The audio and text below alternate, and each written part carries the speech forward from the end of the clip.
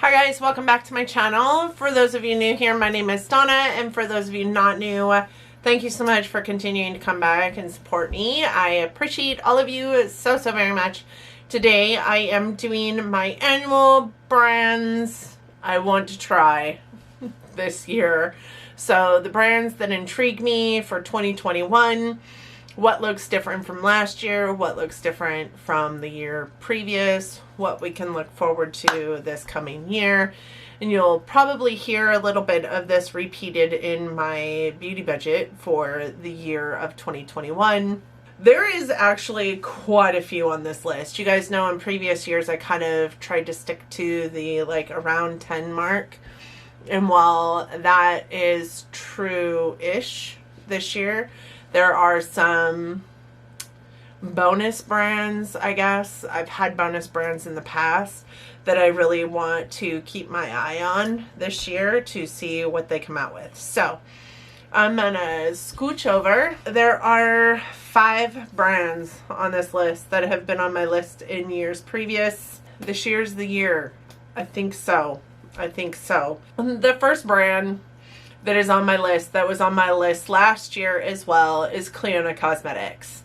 This brand has been on my mind for quite some time. I made a list last year going through all of the shadows that they had on their website, as well as color coding them in order of importance. And also asterixing the ones that showed up minutely similar to one in another set. So these are all the different sets that they had that I wanted, and then they're color coded from there. This year I went back through Clionadh Cosmetics website. You all know that they redid their website, and I redid that list, and you will see that that list is quite a bit smaller, but I still want to pick up Clionadh Cosmetics. Here's the thing, I want them all, but this jeweled multi-chrome set is $312.50 US dollars. I would spend probably $500. It would easily be more of Clionadh Cosmetics alone. So we're going to continue to dwindle down that list until I can pick, I don't know, 10 or 12 shades that I really want. These are expensive shadows, and I think that's what's stopped me in the past, honestly. But when I think about my beauty budget and the amount of money that I gave myself to spend, you know, every single month, the months I went over, even the months I went over, I didn't go over in the fashion that I would go over that beauty budget monthly if I purchase Clionadh Cosmetics. And I know myself well enough to know that that wouldn't be my only purchase for the month. So I think that's really maybe what hindered me through 2020, in addition to, you know, pandemic and the things that were going on during pandemic. And this year in my beauty budget, it's going to be looked at a little bit differently. You guys will hear about this. I'll talk about it. And it opens up the opportunity for me to spend quite a good chunk of money on Clionadh Cosmetics this year and not really worry about what it looks like in my, well, not worry about what it looks like in my budget, but not really worry about what it looks like in my budget. So Clionadh Cosmetics is number one, first and foremost, on my brands to try in 2021. Secondarily to that is Lethal Cosmetics. I have a couple pictures that I'll try and get in here as well of the palettes that I have created at Lethal Cosmetics. And I think really when it comes down to it, again, this is a rather pricey brand. When you start putting a palette together, you think, oh yes, this is going to be amazing, this is going to be awesome, and then you get, you know, 12 shadows into one of their palettes and it's like $130, and you're like, holy shit, how did that happen? Again, it's kind of a pricey brand. I think in addition to, you know, the beauty budget that I carried with me last year, and the fact that it's a pricey brand, and the fact that you can't touch them or feel them or anything like that. That is what stopped me from purchasing from Lethal. But my God, they have such amazing, beautiful shadows to like put into our collection, and I just really want them. Now, with that being said, both of these brands, as a matter of fact, I think most all of these brands are brands that are single shadows. I know myself with my makeup aesthetic and how I look at my makeup collection, and my singles get very minimal usage. So that also is a reason why I think I have stopped with the thought process of purchasing from these brands. But again, I remind myself this year, like I did last year, it doesn't have to be one order and then you're done with it. You don't have to get all or nothing. I need to remind myself that I could buy a palette from like the Adept palette that I have sitting over there that my Sydney Grace singles are in, buy one of those and put like 10 shadows from each one of these brands into it, and that's going to be okay. I don't need everything. So note to self, you don't need everything or nothing at all. Give Me Glow and JD Glow are also on my brands to try this year. I went back and forth, honestly, with JD Glow on this because I am not hearing a whole lot about, you know, JD Glow shadows recently. But then I went back onto their website, reminded myself why I fell in love with them last year, and I'm just as in love and enamored with their shadows this year as I was last year. In addition to that, like Give Me Glow has a highlighter palette that I think Lacey from Spooky Hips and Great Hips. Spooky lips and great hips. Spooky Lips and Fat Hips. I think Lacey has that highlighter palette from Give Me Glow, and I want that so, so bad. So I put myself on the email list to be notified when it comes back in stock. It's a $75 palette. That would curb my obsession with Give Me Glow Cosmetics. I think that is in and of itself the reason why I'm obsessed with them. So both of those brands are recurring from last year. Then there is this one that has been on my list for 2 years. If I don't buy anything from this brand this year, I think I'll probably take them off. Divina Cosmetics is a cosmetics company that sucks me in with the swatches of the shadows, like that tattooed arm, wrist area, the moon, the shadows sitting right in the middle of that moon, the beautiful swatch. It sucks me in with the swatches, and I have a hard time pulling this brand off of my list because then I go back in, remind myself why I'm in love with this brand, and there's those beautiful swatches all over again. Angelica Nyquist did a collab with them, I think last year. Not last year, 2020, like last 2019, like I think around holiday time, I can't remember. And I really wanted that palette, that set, right? That bundle. But I didn't get it, and then it became, do I need from this brand? And then it became, I forgot all about it. With pandemic happening and my whole vision for what I want for my collection going solely to Clionadh Cosmetics and really kind of obsessing about Clionadh Cosmetics over the last year, I forgot all about Divina Cosmetics. When I went in to do my brands that intrigued me recap in December for the brands that I was able to try in 2020 that were on my list, I was like, oh my God, I forgot all about Divina Cosmetics. I need to go through, write down like I did with Clionadh, everything I want from all these brands, and then I need to write them down. I would love to get into one of those like dupe the vibes moments like Lauren May Beauty does, or even Hannah Louise Poston does it too. I would love to get into a place where I can dupe the vibes of the palettes that I see that I want from mainstream brands, because I would like a focus on indie brands this year.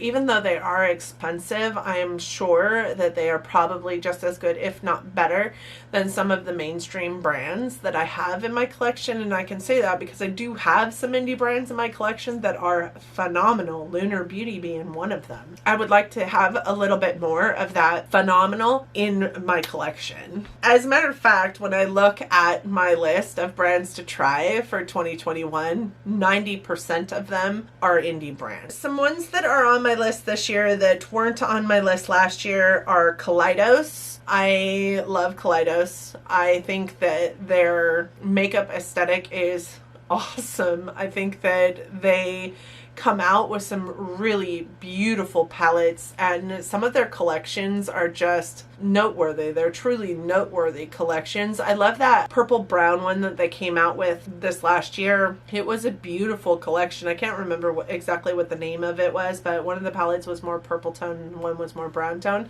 And the fact that this was a collection, really, I think that they think of the whole consumer base versus one consumer base when coming out with their collections.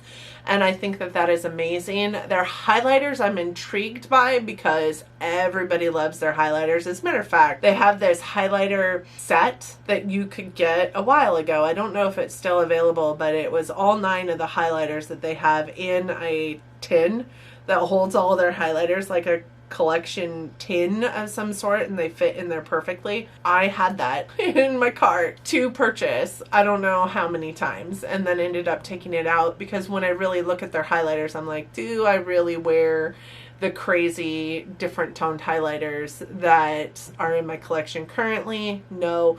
Would these see much action? Probably not. I've just got a lot. What do I need in my collection? Those highlighters aren't one. Neither are the palettes, honestly, but I don't think I'm ever going to get away with purchasing no palette. Another one is Glamlight, their ice cream and cake palette that they came out with last year.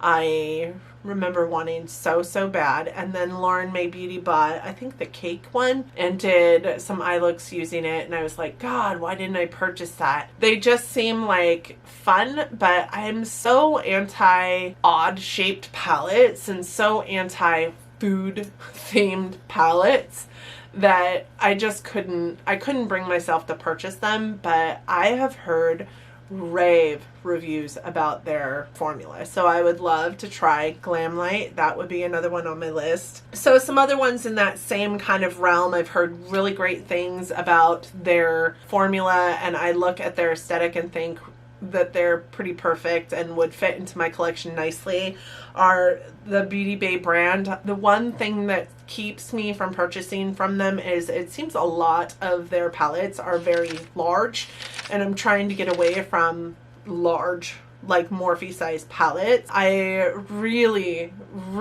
contemplated the Nikki Tutorials one. I'm really glad I passed it up because I've not heard very great reviews on it, but there are other palettes in their collection that I would love to try. Be Perfect is another one. They have the Be Perfect Carnival 3 one specifically is one that I want in my collection. I watch a YouTuber, her name is Makeup with Misa. She does quite a few eye looks with that palette, and I am just in love with the color story of that palette, the duochromes that are in the palette, the beautiful nature of that palette. And then Robert Welsh has also talked quite a bit about the Be Perfect formula, and I want to try it. But again, it's a giant palette, so really trying to get out of giant palette mode. But when I look at their smaller ones, I'm like, no, I don't want those. I want that carnival one. So I might just have to like bite that bullet knowing that I want that specific palette and go from there. Vesca Beauty is one that I just recently heard about. It seems like a really great brand, and its price point isn't all that bad either. They've got some bronzers on there that are really simplistic packaging, really, but also kind of luxe looking, and they're only $30, and I don't think that that is horrible, honestly. Their highlighters, so pretty.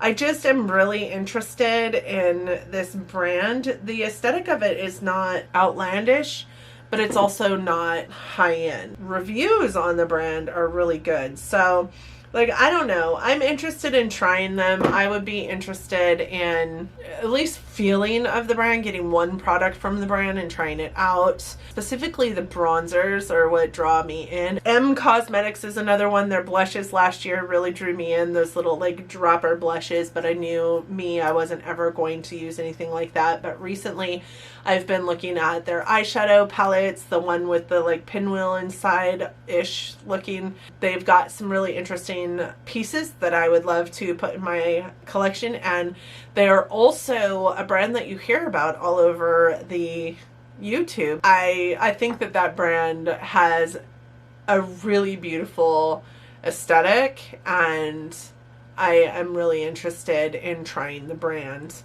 And then Midas Cosmetics came out with the Smoky Glow palette last year. It's just a really great brand. They have some pretty amazing, beautiful palettes out there. They have 2 palettes coming out or have recently come out, depending on when you see this, and they're the Unveiled collection, and one's like a cool tone, like neutral color story, and the other one is like a purple color story. I want those palettes so bad, and they're not bad. They're only $18 a piece. So I think this might be where I get into Midas. In addition to those, there are 2 brands that I can pick up mainstream that I really want to spend more time getting to know.